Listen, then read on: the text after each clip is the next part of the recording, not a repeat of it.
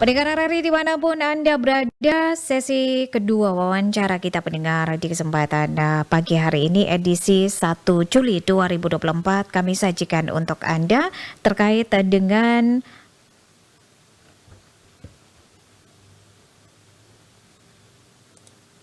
Bawaslu Manggarai raih prestasi kinerja terbaik pencegahan pelanggaran pemilu 2024 dengan Fortunatus Hamsamana, Ketua Bawaslu Manggarai sudah di ujung telepon dengan RRI ND pagi hari ini. Pak Ketua, selamat pagi. Siap, selamat pagi Bu. Salam hangat Selamat dari pagi juga para pendengar di rumah. Iya. Salam hangat dari ND Kota Pancasila ke Manggarai. Baik, makasih Bu, salam hangat. Apakah suara saya bisa didengar? Bisa didengar dengan jelas, Pak. Oke, baik. Siap, makasih. Pak Ketua, selamat dulu ya, Profesiat untuk prestasi Bawaslu Manggarai yang berhasil meraih kinerja terbaik dalam pencegahan pelanggaran pemilu 2024. Nah, ini kira-kira apa yang menjadi faktor kunci begitu ya bagi Anda dan juga teman-teman yang paling berkontribusi pada pencapaian ini, Pak? Baik, terima kasih Bu. Terima kasih ya Ketua RRI dan para pendengar di rumah. Mungkin saya juga menyampaikan bahwa yang disebut sebagai tugas pengawasan pemilu itu ada dua konteksnya. Yang pertama, tugas pencegahan agar tidak terjadinya pelanggaran dalam pemilu. Dan yang kedua, tugas penanganan pelanggaran. Dan Bawaslu Manggarai pada akhir Mei yang lalu mendapat penghargaan sebagai kabupaten dengan pencegahan terbaik untuk konteks pencegahan pada pemilu 2024. Kira-kira gitu. Oke, dan untuk range nilainya ini seperti apa Pak Ketua?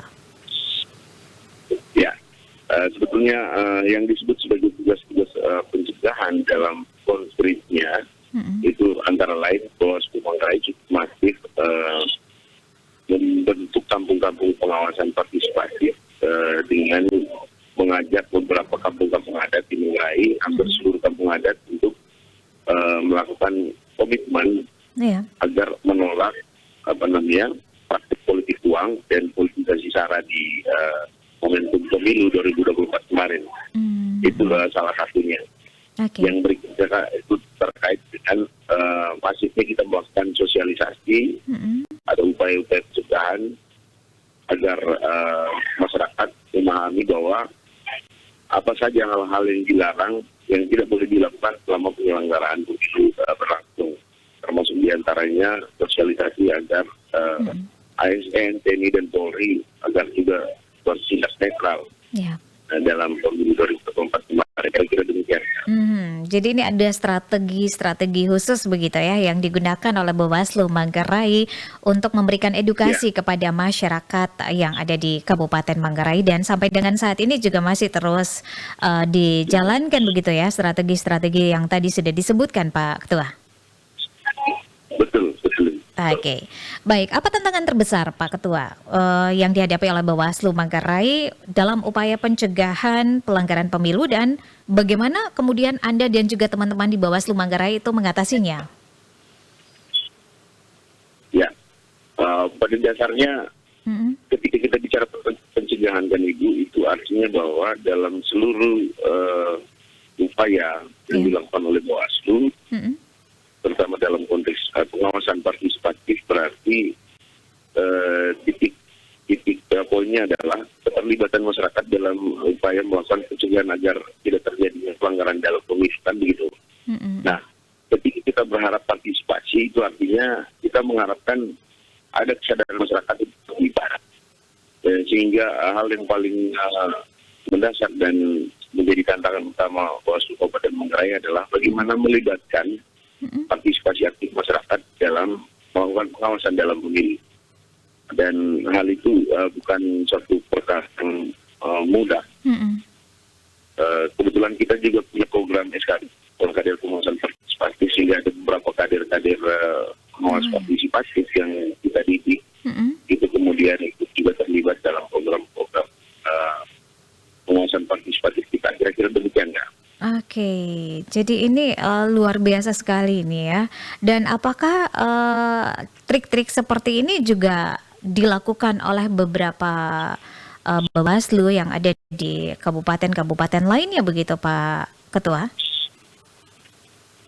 Dan, pada dasarnya secara nasional maupun di regional di tingkatan NTT, hampir pola-pola pencegahan dalam pengawasan pemilu itu dilakukan sama, cuman mungkin intensitasnya saja yang berbeda. Jadi kita mendapat penghargaan itu karena dinilai intensitas yang kita lakukan, termasuk publikasi media, kan itu bagian dari pencegahan. Ya. Kita cukup masif melakukan itu. Nah, Kira-kira demikian.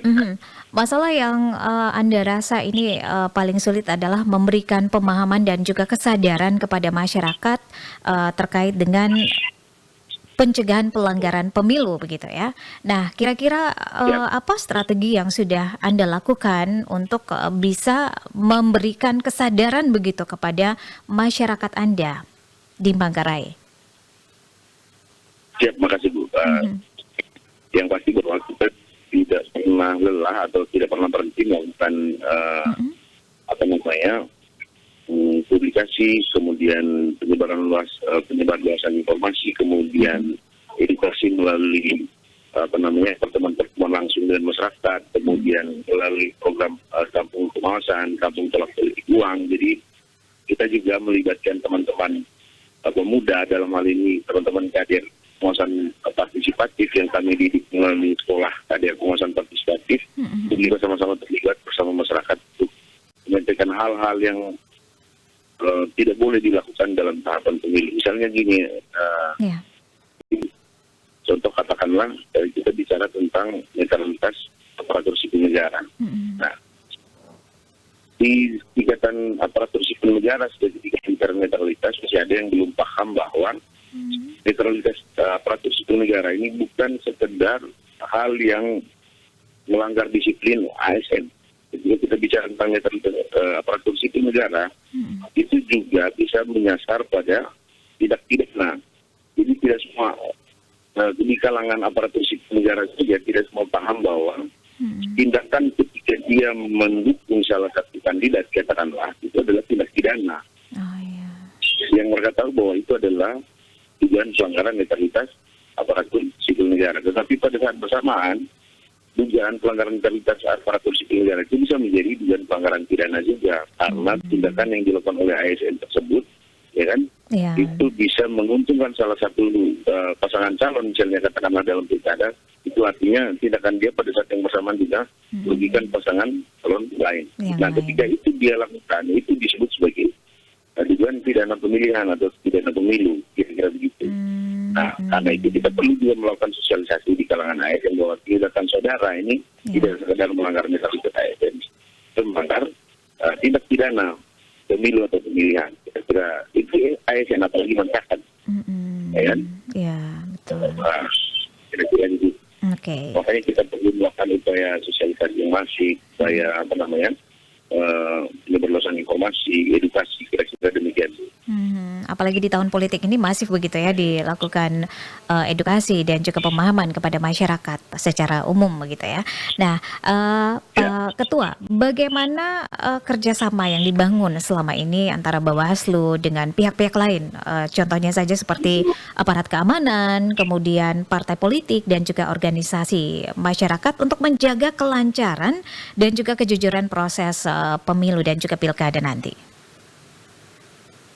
Oh iya, baik. Saya juga lupa menyampaikan bahwa salah satu hal yang paling penting sebetulnya dalam konteks kerja pencegahan pemilu itu adalah peserta pemilu. Jadi strategi Bawaslu Manggarai, kami tidak menjaga jarak dengan peserta pemilu. Jadi prinsip kami bahwa penyelenggara pemilu dalam hal ini Bawaslu Kabupaten Manggarai wajib menjaga kedekatan yang sama dengan peserta pemilu. Jadi tidak menjaga jarak. Jadi menjaga kedekatan yang sama. Karena itu kami dalam setiap tahapan itu melakukan kunjungan kepada partai politik, kunjungan ke rumah partai. Jadi kami kunjungan ke rumah partai, kemudian kami menyampaikan hal-hal yang dilarang untuk tidak dilakukan, kemudian hal-hal yang boleh dilakukan. dan itu kami lakukan pada setiap tahapan, sehingga sebagai peserta pemilu partai politik ataupun kalau konteks pilkadanya pasangan calon tentu saja akan tercerahkan, sehingga mereka lebih dini juga untuk tahu untuk tidak melakukan pelanggaran ataukah kemudian membantu penyelenggara pemilu untuk menyampaikan kepada masyarakat kita. Sehingga jadi kita memetakan, jadi pemerintah daerah, partai politik, kelompok masyarakat itu kita jadikan stakeholder strategis untuk kita lakukan upaya-upaya pencegahan. Tetapi kunci yang paling utama juga adalah kita jangan pandang remeh partai politik, karena mereka juga punya struktur sampai tingkat desa dan kelurahan bahkan kampung. Jadi kami memanfaatkan partai politik dengan juga melakukan penyebarluasan informasi dan edukasi terkait apa saja yang dilarang, yang tidak boleh dilakukan dalam konteks pemilu maupun pemilihan. Kira-kira demikian. Oke, jadi memberikan atau menyebarluaskan informasi secara merata begitu ya kepada semua pihak, Ketua ya. Betul. Oke, apakah ada inovasi dan juga teknologi terbaru yang digunakan oleh Bawaslu Manggarai untuk meningkatkan efektivitas pengawasan dan juga pencegahan pelanggaran pemilu dan juga pilkada nanti? Ya, kita kan punya aplikasi yang namanya Siwaslu, Sistem Pengawasan Pemilu. Itu aplikasi itu menjadi aplikasi penting dalam konteks penyebarluasan informasi dan upaya melakukan pencegahan, dan begitu mudah masyarakat bisa mengaksesnya. Kemudian kalau untuk konteksnya laporan, kita punya aplikasi yang namanya Sigap Lapor.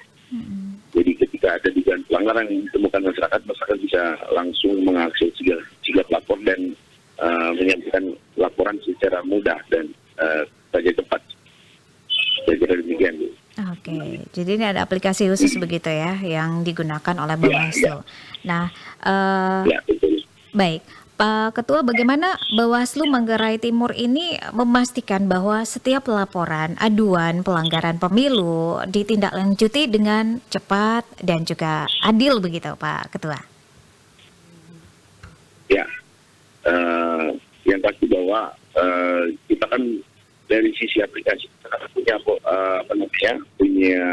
operator yang setiap saat memantau aduan ataupun laporan. Karena ada dua kategori biasanya yang kita tangani, itu masuk untuk menangani pelanggaran. Yang pertama itu laporan dari masyarakat, yang kedua temuan yang secara aktif didapatkan oleh Bawaslu Pemilu. Nah, tentu saja proses kita akan kita lakukan dengan sangat cepat, tapi kalau 24 jam setelah laporan itu masuk ke kita dan laporan itu memenuhi syarat formal material, kita langsung tidak lanjuti, kita plenokan, kita registrasi, dan kita kemudian melakukan penanganan itu 2 kali 7 hari, itu kalau dalam konteks pemilu. Dan untuk konteks pemilu kita menangani itu dalam hari kerja. Tetapi kalau di pilkada nanti ada tantangan tersendiri yang sebetulnya tidak mudah untuk dilakukan oleh Bawaslu, karena dalam konteks penanganan pelanggaran waktu kami menangani itu hanya 5 hari, dan itu 5 hari kalender. 3 hari plus 2 hari. 3 hari itu kita tangani, kemudian tambah 2 hari jika kita perlukan keterangan tambahan dari para pihak, baik pelapor maupun pelapor. 5 hari kalender ini bukan perkara yang mudah untuk kita bisa lakukan. Betul. Sementara di pemilu saja kita waktunya 7 kali 2 atau 7 plus 7 atau 14 hari kalender saja, kita juga cukup kerepotan untuk melakukan penanganan dalam konteks dugaan pelanggaran. Jadi kendala kita salah satunya itu di batas waktu yang cukup mepet, dan itulah undang-undang pemilu kita ya, lex spesialis. Jadi penanganan pelanggaran itu dilakukan di waktu yang singkat, cepat dan efektif. Jadi ini sudah dibatasi begitu ya, sudah diatur begitu ya dalam peraturan-peraturannya. Dan Pak Ketua, apa rencana Bawaslu Manggarai untuk terus meningkatkan begitu ya kinerja dan juga kualitas pengawasan pemilu dan juga pilkada untuk 2024 ini? Baik, terima kasih. Yang pasti bahwa sekarang kita sudah masuk pada tahapan pilkada. Dan saat ini baik KPU maupun Bawaslu, KPU menjalankan tahapan pemutakhiran data pemilih, Bawaslu menjalankan tahapan pengawasan pemutahiran data pemilih. Dan saat ini jajaran kita sedang melakukan pengawasan coklit ya di kampung-kampung. Dan sekarang sudah masuk ke tahapan krusial sampai pada pemungutan suara 2024. Apa kira-kira yang dilakukan Bawaslu? Tentu saja dalam konteks pilkada dengan tantangan yang luar biasa hebatnya, apalagi dengan gambaran tadi kalau konteks penanganan pelanggarannya hanya 5 hari kalender, itu artinya suka tidak suka Bawaslu Kabupaten Manggarai harus lebih masif lagi melakukan upaya pencegahan. Nah, jika di pemilu misalnya katakanlah kita 50-70% melakukan upaya pencegahan, di pilkada kita mesti 90-100% bahkan kita harus melakukan upaya pencegahan semaksimal mungkin. Sehingga potensi-potensi pelanggaran ataupun kecurangan itu tidak terjadi di pilkada. Jadi itu strategi kita di pilkada, kira-kira demikian.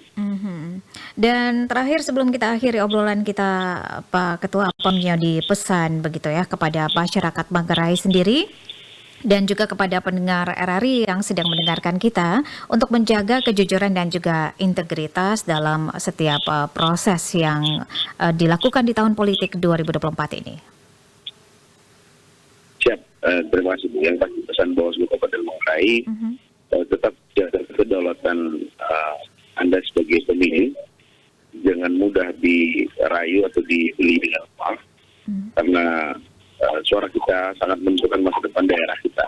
Dan pilkada masih merupakan hal yang sangat penting untuk membentuk proses demokratisasi kita di tingkat lokal dan menjadi penentu bagi pembangunan demokrasi kita di tingkat nasional. Karena itu jangan curangi prosesnya, tetap jaga integritas pilkada, jaga hak pilih saudara di TPS, dan mulai pastikan bahwa hak pilih Anda terjaga dengan tetap terdaftar dalam data daftar pemilih yang sekarang prosesnya sedang berlangsung. Kira-kira demikian pesannya. Oke, baik. Terima kasih Pak Ketua untuk waktunya bersama RRI. Salam hangat dari ND Kota Pancasila. Sukses selalu. Siap, terima kasih kru RRI dan salam buat para pendengar di rumah. Sukses selalu Bu. Terima kasih. Amin, terima kasih. Selamat pagi.